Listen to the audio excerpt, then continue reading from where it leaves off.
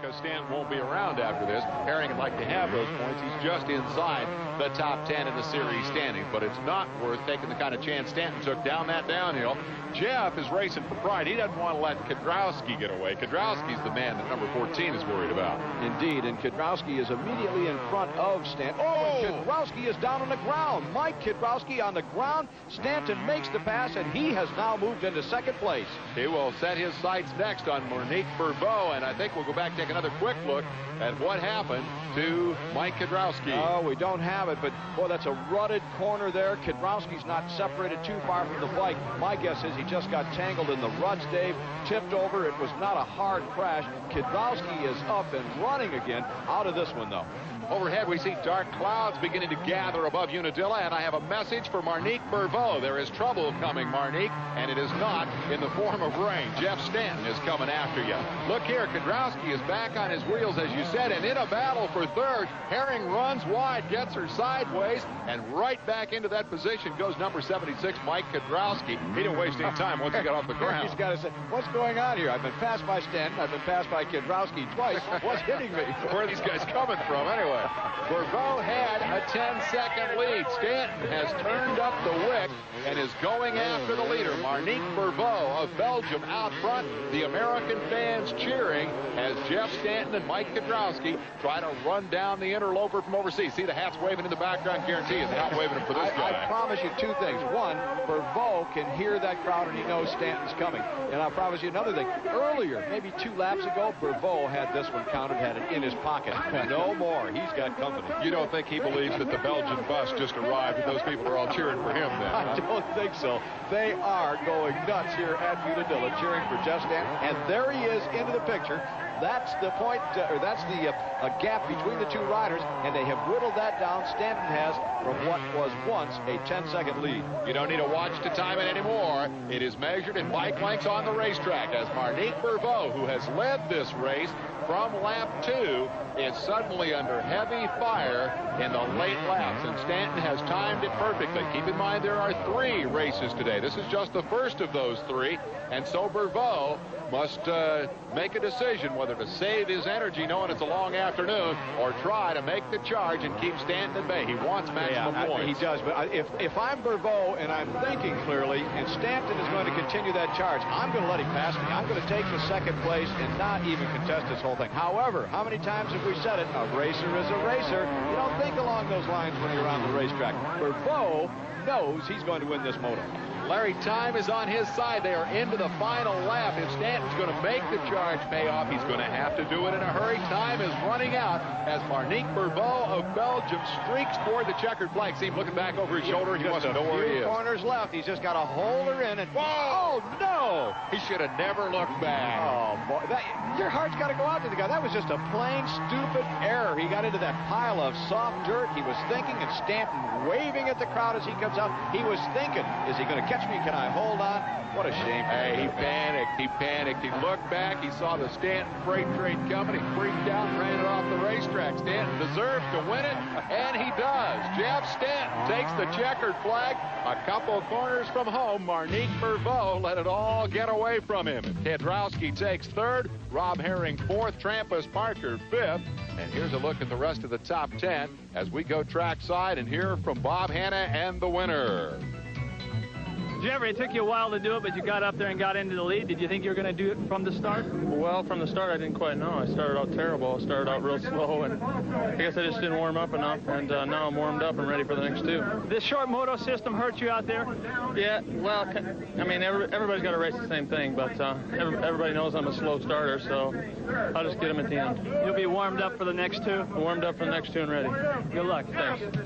Go back and take a quick look at how Monique Bourbeau, the Belgian they call Smokey, let it all get away just a couple of corners from home. He's saying, doggone, I shouldn't have done that. Stanton saying, thank you very much. Let's go to Art Ekman. Smokey, what happened on that last part of the race? I thought Stanton was just behind me, and I took too much front brake and I crashed. Stupid, but that's motocross. It was a fine race. Yeah, it was good. And it's after too long riding on the first place, and that makes you so nervous. That's unbelievable. So a frustrated Marnik Berveau surrenders the victory in the first moto. The men who battled for the world championship, men like Rob Herring, consider their fate here on American soil. And the one lesson that these guys have learned for the second moto is watch out for Jeff Stanton. The fans are loving it. We'll be back with more of the action at the Dodge United States Grand Prix right after this. Back at the USGP Motocross first moto winner Jeff Stanton preparing for the second leg with his mechanic Danny Bentley. And down in the opposition pits of the Kawasaki team, the man who fell and finished third in the first leg, Mike Kudrowski, gets ready for action. Let's go trackside with Bob Hanna. You can tell motocross has gone big time. For the last couple of years, motocross riders have had their own trading cards.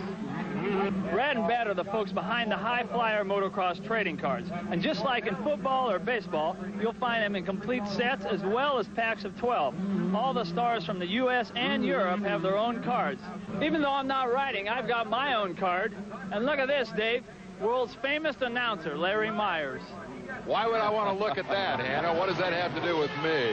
Let's get back to the action here. We should tell you that while Hannah was off doing gratuitous plugs for the booth talent, that it has rained here at Unadilla. Between motos, they had a heavy shower. The track is slick and muddy as we go to the second leg. And what does the world's greatest motocross announcer predict here for moto number 2? Oh, boy. Hard to tell who's going to have the advantage here. Europeans ride in more mud than Americans. Dave, let's wait and see. They are underway. There you see the mud spraying off the rear wheels. The rooster tail into turn 1. Oh, it's slick, and we got trouble. Big pileup in the right-hander. Stanton, number 14, was involved but escaped. Oh, I can see some pretty heavy hitters in there. Bobby Moore, Huzar, he's a former world champ. There's Herring is tied up in that thing. And Donnie Schmidt. Donnie Schmidt, good heavens. What a break for Bader Manet. He has grabbed the early lead. Now, Bader is an American, but he's riding on an Italian license. Trampas Parker is into second spot, and Edwin Evertson will be third through the early running. Going to take about a half a lap for these guys to be completely obliterated with mud, but it's slippery out there. The real break goes to Trampas Parker, who we had a quick look at. Trampas is running up close to the front there, Dave. He stands to gain the most by Schmidt being down on the ground and gaining no points in that first moto. Trampas can make a real run on the points lead. As Parker holds on to that second spot for the moto. Now Parker's in trouble up to the left-hand side of your screen, and Evertson goes into second spot. Looks like Parker just kind of got stuck in the mud there for a moment. He was reaching for his goggles ring when we saw him, and it could be he's having a vision problem. A lot of mud being thrown back in the faces of these riders. Bader Manet, a California hotshot who came up through the CMC ranks, has the lead for the moment. Look how treacherous the footing is out there as he heads up the uphill. He's just a spinning and a digging, and Manet is one of those guys who has had kind of an inconsistency in American racing and has set his sights on world competition. A lot of injuries early in his career as a mini bike rider. He was a formidable challenger to all of the mini bike titles, but I'd you say he was always right on the edge. He was never quite there for the big time, so as many of the riders did, they went to Europe to seek their fortune. Manet leads this race. Number 14, Jeff Stanton, got tangled in that first turn shuffle, has come back to 6th. Let's check with Art Ekman for the story of what Stanton did between motos to prepare for the rain. The rainy weather changed the track conditions, and that kept the crews busy between motos. Honda team manager Dave Arnold, right behind me, said they changed 3 basic things on the bike for this second moto. 1, the tires. They put a more suitable tread down in these sticky, muddy conditions. They changed the radiators because machines tend to run a little hotter in the mud. Then they also made the bike more stable, stiffening the rear for Jeff Stanton for that stability. As far as rider philosophy, just try to stay out from a mud thrower right in front of you so you don't have to eat it. The crews have done their job. Now it's time for the riders to take over. Gentlemen? Jeff Stanton, who started 10th in the first moto, is a little better off in the second leg. Bader Manet right now has got to be worried about Edwin Evertson, the Dutchman on the Kawasaki, who's got a pretty good line coming in here down on the low side of the racetrack. Draws even with Manet, and he'll have the best line into the next corner, makes the pass, takes the lead. He's handled the mud much better than Bader Manet has. I would suspect at this point that he is going to pull away from Manet and leave Manet back there to fight for the likes of Trampas Parker, the world champ. defending world champ from America, who's running in a number 3 spot. Stanton still continues to charge, and I'm wondering at this point if Stanton might not be the favorite in this sloppy mud. He's going to let it all hang out with nothing to lose. These other guys have to watch their P's and Q's, Dave. There's a glimpse of Parker, and here comes Stanton running fourth as Moto number 2 cranks up in the Dodge 250cc United States Grand Prix.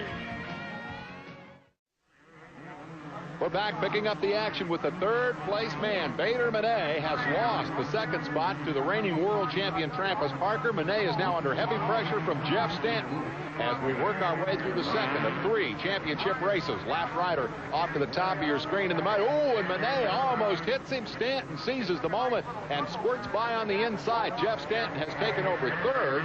That will drop Manet to fourth, and the next man in Jeff Stanton's sight will be number 1, Trampas Parker. The mud taking a toll here. It hung up that back marker for a moment, and he moved right over into the path of Bader Manet, dropping him another position. And I think you're right, Larry. I think Jeff Stanton in the mud is going to be a tough guy to beat, although this guy, Edwin Evertson, seems to be in pretty good control of the situation right now. We'll check the interval back to what is now the battle for second spot, and suddenly it's a good one as Stanton moves to the rear wheel of number 1, the world champ. They're side by side on the Hondas, give the position to Stanton. He puts Parker away without a struggle. And again, he did it on the outside. He was trying to stay out of Trampas Parker's way. He wanted to make the pass, wanted to avoid all conflict. He did, an admirable job. He's just doing everything that he has to do out on this racetrack. 2 things that come to my mind. One, Stanton is an extremely strong mud rider. But the second thing, Dave, is when it comes to physical conditioning, I doubt if there's another motocrosser in the world that can top Jeff Stanton. I think he's the most physically fit, and in conditions like this, that has to be a telling factor. He ran him down from 10th in the first race. He narrowly avoided a big tangle in the first turn here in the second race, and now the fans are cheering him on as he tries to become the first man ever to win 3 straight GPs on this racetrack. The rain has made this a sweatshop. It's hot, it's humid. Art Ekman has a report on how to stay cool out there. It's not easy to see under their helmets, but a couple of the riders are wearing these items around their neck. It's not a bandana. It's not a sweatband. They're gel-filled ice packs that are keeping the riders cooler. The riders we talked to during practice say it works. I guarantee you, Jeff Stanton is the Iceman under any conditions. He has set his sights here on Edwin Evertson, the leader, and I would go so far as to predict that we're about to see history repeat itself. Monique Berveau folded under the pressure in the first moto. Let's see if Evertson can do any better, but boy, Stanton's coming like a freight train. Oh, he is. Evertson, every once in a while, he just a slight turn of the head. He doesn't want to take his eyes off the track, and that's what happened to Berveau, as a matter of fact. He got nervous because he was looking at Stanton, and that's what Evertson needs to avoid. Ride the track, keep your eyes on what's happening in front of you. Don't worry about the guy behind you. If he can make the pass, let him make the pass, but hold your position and stay upright. You see a bobble right there. That's an opening for Stanton. He pulls alongside, and all of a sudden, just like that, Evertson is the second place man. A lap rider back there. In fact, I think that was Berveau off the racetrack watching that happen and saying, yeah, I know the feeling. And now the crowd waving their hats, waving their towels, waving the American flag, and cheering Jeff Stanton, who again has come from inside the pack to lead here at Unadilla. And quickly the advantage begins to grow. He'll have the option to win this by as much as he wants. And I don't see Trampas Parker attacking the racetrack. Number 1, Parker seems to be in a bit of a cruise control mode, perhaps not comfortable in the mud, perhaps it is mechanical, but the third place man is definitely struggling a little bit. Here is number 18, that is Bader Manet, and he has come under a little pressure for 4th and 5th position now as the laps begin to wind down in this second race. I think we need to go back and take a look at the point situation.